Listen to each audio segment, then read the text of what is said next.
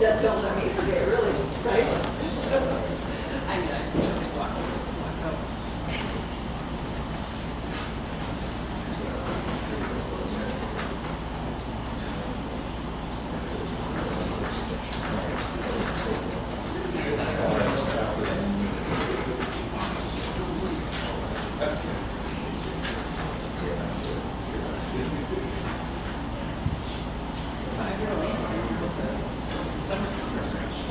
That's awesome. Very great.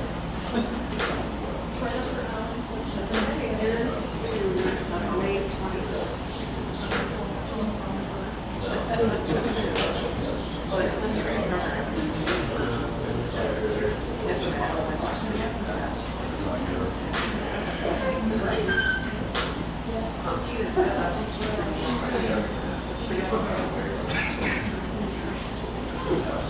Yeah, that's all. There we go. That's awesome. That's really awesome. What a great thing.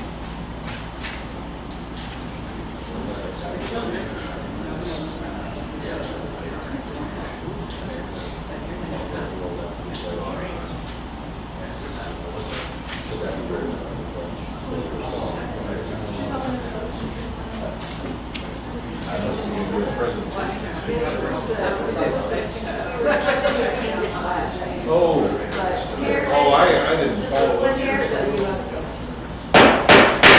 Call this meeting to order and ask you to please stand if you are able for the Pledge of Allegiance. I pledge allegiance to the flag of the United States of America and to the republic for which it stands, one nation, under God, indivisible, with liberty and justice for all. Thank you. Please be seated. Welcome to the City Council meeting of Lindsborg, Kansas on April 15th, 2024. That date rings a bell, doesn't it, April 15th? So hope you all have your taxes done and completed and filed. Welcome to the meeting. We will now turn our attention to item number 3, public input. And I believe we have Jason and Eric from Putnam Construction here this evening to give us a, I presume, final update on our safety center. So come on up, guys. Yeah, thanks for having us. We wanted to really just meet up one more time and tell you how, kind of give you the recap. You guys have all been here the whole time, so you know where we've been, but I thought it was cool when we were digging into this. I found a note, or a meeting, minutes from the first meeting where the design team and the city got together and really established the priorities for the project. And as I was reading through that bullet list, I don't expect you to read it. I'll give you some highlights, but I was reading through that, and it seemed like we were able to hit every single bullet on that list. So it was pretty cool. The main things: looking for a better function and safety for the center there. And so on the exterior side, they were wanting to cover the exterior stairwell on the EMS building. We're still working on that, but it's still in the project. They wanted to finish the exterior side. They said the outside looked a little dilapidated, and so I think driving by it, we've achieved that look, or achieved that goal as well by painting everything, putting some new panels, and some new signage on it, really freshened up the building. Inside the police station, they were looking for a locker room. There's been some pretty good improvements on the locker room side of things, so got that one. The office spaces, looking to give the police chief and the detective their own office spaces, and then shared offices with the rest of the officers there. The old lobby was pretty big, wasted space, so that new lobby has really made some efficiency improvements there. They also wanted a place for the waiting in that space for the public to be able to wait. So there's a little waiting area that is behind some secured doors, which was another thing. We need place for the public to come, but then also a secured place for the rest of the officers. So some security access controls and different things have allowed that to happen as well. Secured record storage, so there's been some improvements for storing records in a safe and secure manner. Upgrading the camera system, And then a place for the police to have a community space, community room. So that break room area allows for that. It also allows for training sessions for groups of 10 or more. Able to get in there. We've got the IT capabilities to help with training in that room as well. There's a note there that says "showers please" in all capital letters. So we were able to fit that shower in there. There were some late design changes that allowed really some better use of the locker room shower area that were really I think made some overall improvements to that design in there. Evidence room needed more space, one-way pass-through, and an evidence processing area. So now that the evidence is able to flow more efficiently and securely with the new evidence check-in and locker spaces there. In the garage, really not a whole lot was done there, but the things that were done were really important and made a big difference. So the eye wash and shower there helps with the decontamination and different things there for safety reasons. And then the new garage doors obviously were a big improvement to that space as well.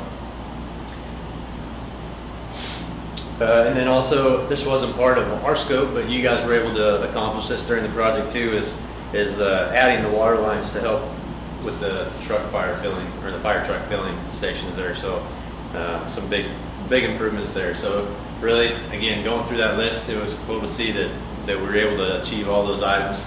And that was before any of the design started, any of the budgeting started, anything. So that was this is what we need to do, and then the next steps got us there. So the next slide really kind of shows you, the challenges that we faced to actually make it happen. So you guys have seen this. That was the what's in, what's out list, and how do we get this thing within budget? What's important to us? And so really that list there had lots of options to reduce costs, but still maintain that bullet list that we just went through. And so you can see there was some pretty good selections of items there to save money.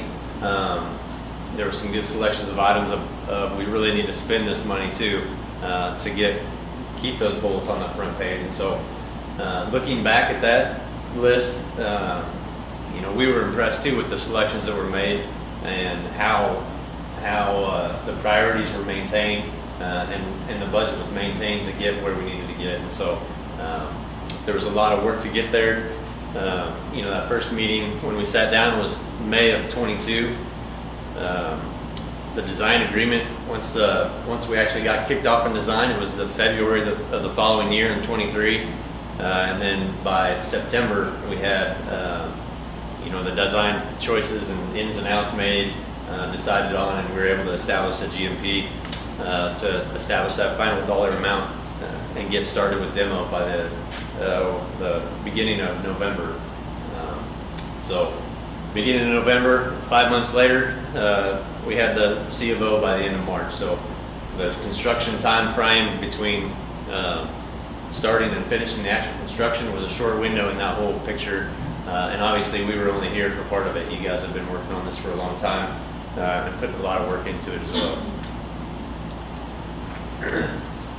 The next, we like this one. It's a pretty good one that shows the before and after. This was up at the ribbon cutting, so a lot of you have probably seen the full size pictures there. But the top there is the old building, and then the middle picture was the rendering of what the final design was supposed to look like, and then the bottom was the after.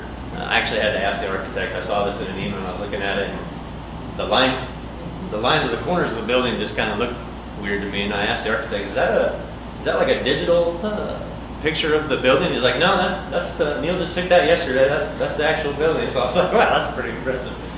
So to hit it on the head like that just shows you how much planning and coordination and sticking to your guns on what decisions were made. The proof is in the pudding there, so it's pretty cool to see that happen too. The rest of these pictures are really just kind of some recaps from the project. I just want to I was looking through the weekly updates. I think you all saw those as the project went along, but you can kind of see here when we were tearing off the mansard. This is the first week we were out there just tearing things apart and digging into it, really getting things kicked off. As we moved into the building, we basically gutted everything. Took the ceilings out, took the floors out, took a lot of the walls out. Even took the overhead doors different places throughout the building. Just tore it all apart so we could put it back together. I threw this one in there just so you guys could remember what the old garage doors looked like, just so we could see the difference between the before and after up closer. Here's where we got into some framing, so the space is starting to take place, or the space is starting to take shape there. We're looking towards the front entrance now that's on the east side of the building. We're standing in the break room right now. There we filled in that old overhead door that was on the east side. So filled in a couple spaces to make way for the new spaces to be created. There's the new front entrance. So you've got we've got an aluminum storefront there in that big opening, and then the two bolt resistant windows there on the left and right of that opening. There's the restroom, where the restroom's taking shape. Quite the difference. I didn't have the before picture there, but I think you guys took a bunch of before and after pictures too that were put together that kind of showed the difference as well. This is another space. It's the break room area. The different colored floors there. Some of the challenges we ran into, or some of the unique opportunities that we faced when we got into the project were, one of them was the flooring is all glued down flooring. And as we were putting in plumbing lines, we realized there's no plastic vapor barrier underneath the slab, so we had to adjust and accommodate for that so that moisture wouldn't work its way through. So here you can see some vapor locking product that keeps that floor from getting delaminated if moisture wicks up through there. So even as we go into things, we run into things, and we have to adapt and keep an eye out for it. But fortunately, we've seen these things before, so we know what to look for, unlike Chip and Joanna that had to tear out all their wood floors. So this just kind of shows you one of the steps in the process where we had the exterior painted. The doors were in, ready for paint, midway through the exterior part of it.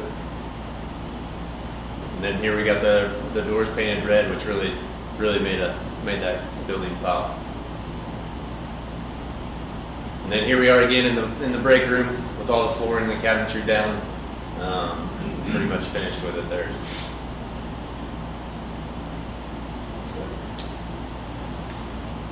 So that was what we had. We've got, like I said, we have a few things left to do. Put some little loose ends. We've got the stairwell that we're wrapping up on that EMS building. We'll have all the costs in by the end of the month. Everything's staying on schedule. Everybody got moved in, and we're staying within budget. So overall, the project went really well, and we're happy to be part of it. Does anyone have any questions or questions about the process? I do have all those before and after photos that we had at the grand opening, so if you did get a chance to look at those, I brought those along this evening, so I'm happy to share this with you. Well, we just want to tell the city and the commission from the bottom of our hearts, thank you so much for allowing us to serve you and serve the community of Lindsborg. We can't always say at the end of the job that we're going to miss that project and we're going to miss that owner and we're going to miss those people. But sincerely, we are truly going to miss the folks that we work with here, Christy and her staff, Chief Davis. Everybody has been just fantastic to work with.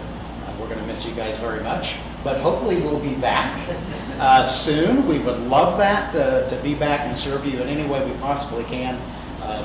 And kind of as a symbol, you can never have enough dollar horses. Isn't that right, Corey? That is correct. Well, Corey helped us with some dollar horses. We've got one I want to give to Christy to keep here in the city office, and then we have another one I want to present to Chief Davis. for them to go into the new public safety facility. Okay, Corey, you're gonna have to help me. Thank you very much. Thank you very much. No, I know what it says. You're supposed to. Oh, talk so make it. So make it. Yes. So thank you very much. Has the ribbon cutting date for the facility on it. And so thank you, Corey, for helping us with that. And thank you, Christy. And thank you, Liz, for work.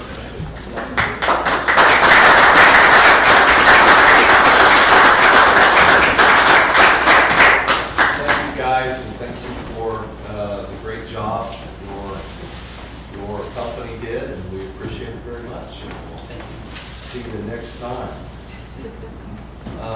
Okay, council,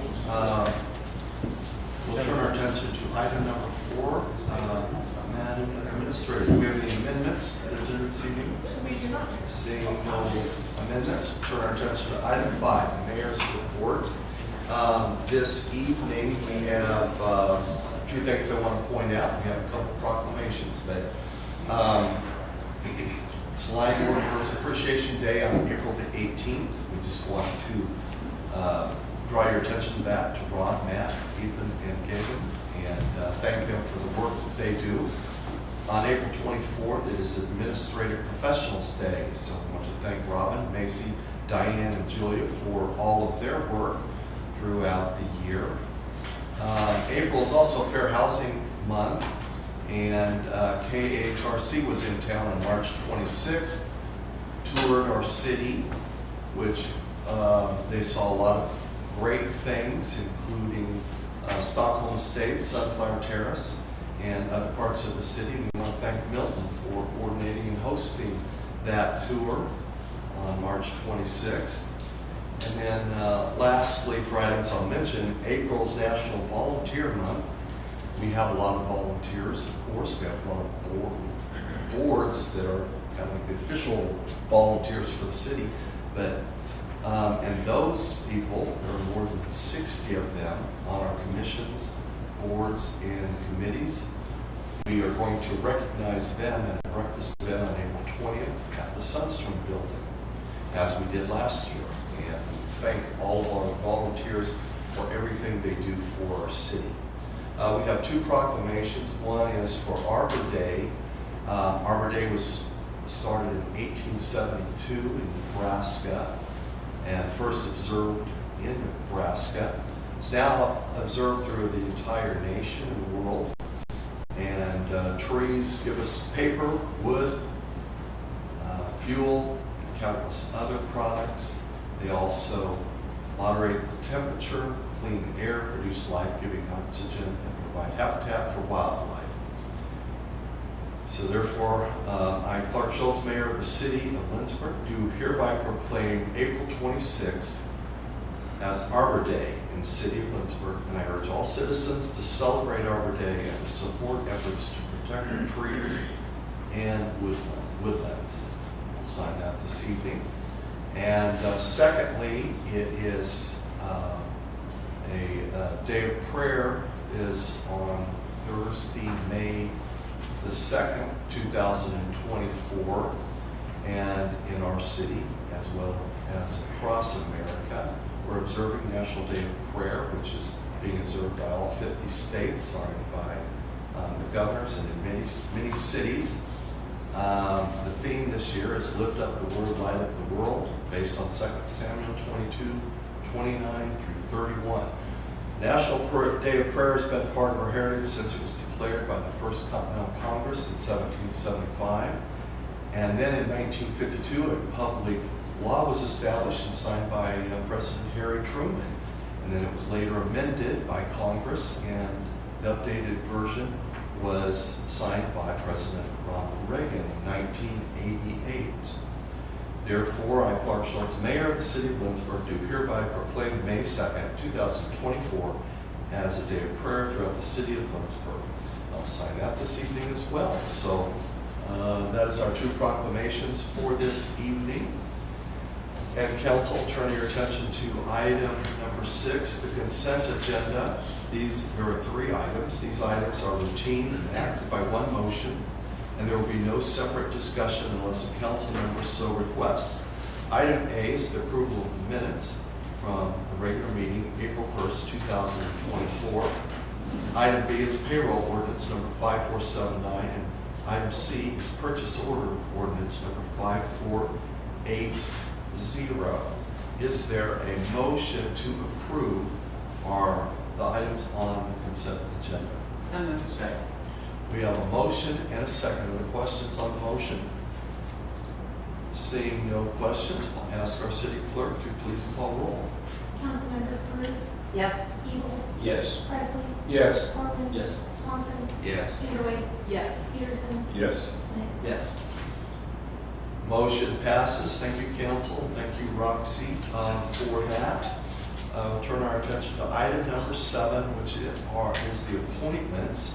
And what we just talked about in the mayor's report are volunteers that we have throughout the city on our, I really feel like we are appointing some great people to our boards and commissions this year to replace people who are no longer able to serve for whatever reason.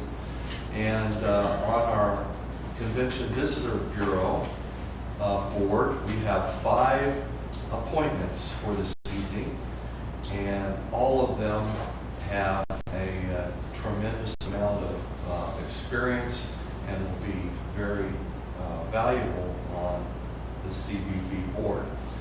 Katie Gilkey, Jerry Peterson, Tim Stewart, Karna Peterson, and Molly Johnson. And Molly has served prior, and this is more of a reappointment than an appointment, but we are glad that she has consented to join the others. And CVB board, of course, as we know, is extremely important to this city. It's Holly works hard to bring people to our city. That's what we want her to do. We have Diane, and this board gives her ideas to bounce off and for her to talk to them about items that might be successful for our city. So those 5 I will appoint if there is no objection. Seeing no objection, it is so ordered. Thank you. We will now turn our attention to item 8, committee reports. Are there any committee reports this evening? There are none this evening. Thank you. Item number 9, old business. Is there any old business to come before us? There is not. Item 10, new business. There are 2 items this evening. Item A is the computer replacement program, and I will call on our Director of Finance, David Hay. Good evening, Mayor. Good evening, Council. So in our 2024 CIP budget, there was an item in there for network upgrade across all the different departments. This includes all the desktops, the laptops that we have, docking stations, and network switches.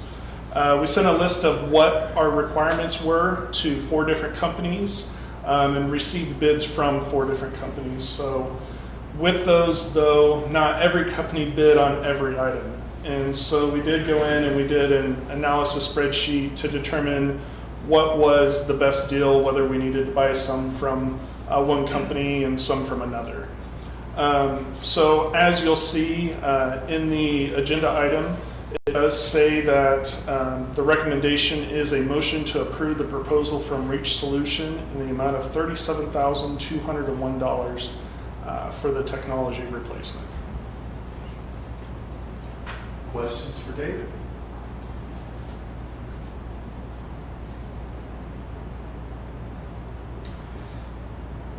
Joe? Yeah. The recommendation is to accept this bid from Reach. Now, what makes that a better solution? Because it is all inclusive and they would also be handling the network setup, and none of the other companies also bid on network setup.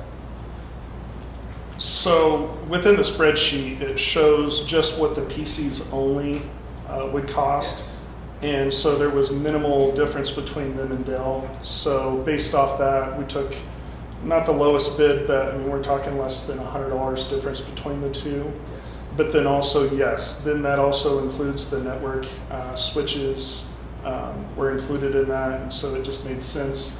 The other thing is Reach is our IT company that we currently source with, and so it just made sense for that less than $100, being that Reach is from McPherson, so in McPherson County, keeping things local versus ordering it directly through Dell. Plus, we have historically stayed with HP, so that's not that there's going to be much difference between an HP and a Dell, but the HP is historically what we've purchased.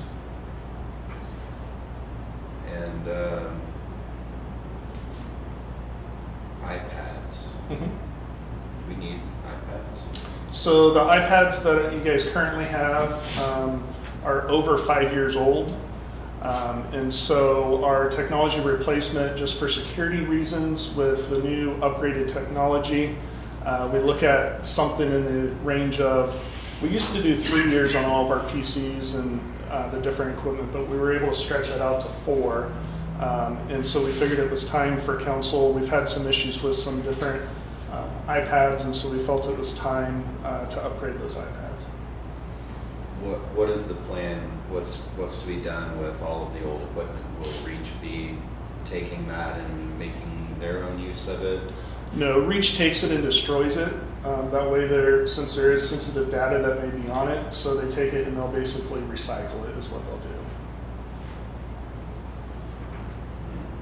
That includes the iPads? Includes iPads, yep.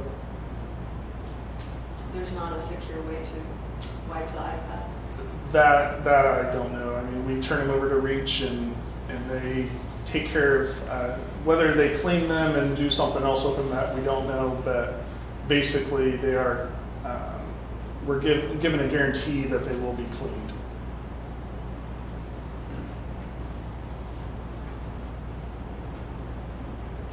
Further questions?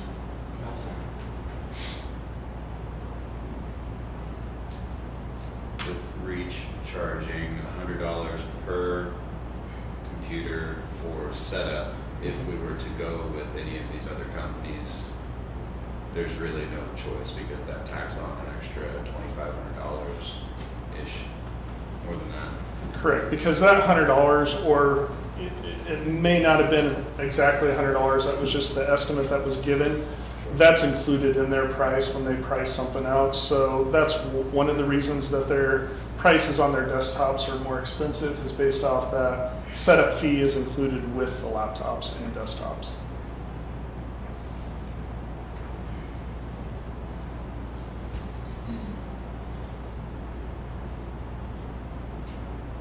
Further questions, council?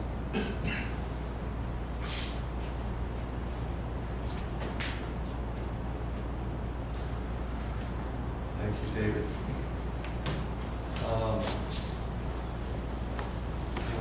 The computer replacement program, you have a suggested proposal. Is there a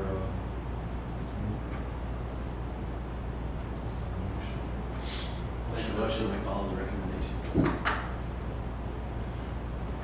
Okay, we have a motion. Would you read, if you could, Lauren, please? Thank you. The recommendation is a motion to approve the proposal from Reach Solutions in the amount of $37,201.00 for technology replacement. Thank you, Councilman. And is there a second? I think we have something. There was. I made a second motion. Okay, so you got a second of both. Okay. You had several seconds. Sorry. Okay, great. Okay, are there questions on the motion? Questions on the motion? Seeing no questions, we'll ask our city clerk to please call roll. Councilmembers Corbin, Yes. Presley, Yes. Eagle, Yes. Bruce, Yes. Smith, Yes. Peterson, Yes. Caterway, Yes. Swanson. Yes. Motion passes. Thank you, council. We'll now turn our attention to item B, the seasonal farmers market. Call on Noah Flores, our director of parks. Welcome, Noah. Evening, Council, Mayor. I'm here before you to discuss a request for a farmer's market in our parks at Swenson Park. A group has requested the use of Swenson Park as a market setup beginning as soon as May 1st, 2024. And anticipated operations of the market will be on Saturday mornings, and it will run through October. A little background on the farmers market. A ordinance number 5247 was adopted in 2020, allowing the farmers market to operate in our city park. This is according to our section 5877, which allows them to operate as long as they abide by the setbacks, site distances, zoning, and traffic regulations. So I recommend a motion to approve the request to conduct a weekly seasonal farmers market in Swenson Park during the 2024 season. Are there questions for Noah? Just out of curiosity, a group, is this an identifiable Yeah, entity? it is. I know Ken Swisher, he's the one that's the main contact for that group. Other than that, I'm not aware of the entire Okay. operators of the farmers Just market. curious who was asking.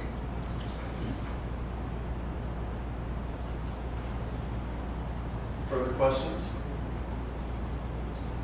Seeing no questions, thank you, Noah. Thank you. Council, you have heard the recommended motion to approve the seasonal farmers market for the 2024 season. Is there a motion to that effect? So So moved. moved. No, Or second. Take a choice. I've got John, This, I'm just I allowed. second it. Okay, we have a motion and a second. Are there That doesn't questions? often said about me, so I appreciate you saying you're a liar. That's awesome. Are there questions on the motion? Seeing no questions, we'll have our city clerk call roll, please. Councilmember Swanson, Yes. Anderwick, Yes. Peterson, Yes. Smith, Yes. Bruce, Yes. Hebel, Yes. Presley, Yes. Corwin. Yes. Motion passes. Thank you, council. Thank you, Roxy. Now turn our attention to item 11, executive session. I do not believe that we have a need for an executive session this evening, so we will turn our attention to item 12. Is there any other business to come before us at this time? I'd just like to mention that Jason and Eric left before I was able to say something, but I just wanted to thank them as well, and also our community for coming to the grand reopening. Last week, we had more than 100 community members there who took tours of the new Public Safety Center and interacted with our staff and the project team from Hutton, and we received lots of positive feedback from our community. So we've also, through Chief and the officers, we've heard a lot of positive feedback as well. As they're making their rounds, and we received some emails and also comments on social media. So the feedback has been very strong and positive, and I just want to thank council for your support for that entire project, the Hutton team, our staff, and everyone who contributed to make that a success. We're very proud of it. So thank you all for your piece of that, which was a big piece. Is staff moved back in there? They moved back in Thursday evening after the Wednesday evening, I guess. Wasting time. They were excited. The grand opening, yeah. They moved back in that evening and overnight, and then Thursday they were mostly operational, and Friday fully operational in the new facility. So, yeah. Now they're just unpacking, which is the hard part. Construction seemed easy next time. Thank you, Christy, and we want to thank our city administrator for the work that she did in completing that project in a timely fashion and below budget, or at least both budget, and without us borrowing any money. So that's good.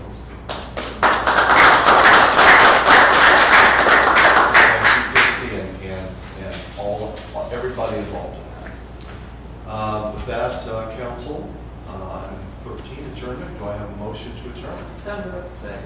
We have a motion second. All in favor signify by saying aye. Aye. Opposed, no. We are adjourned. Thank you, council. Thank you.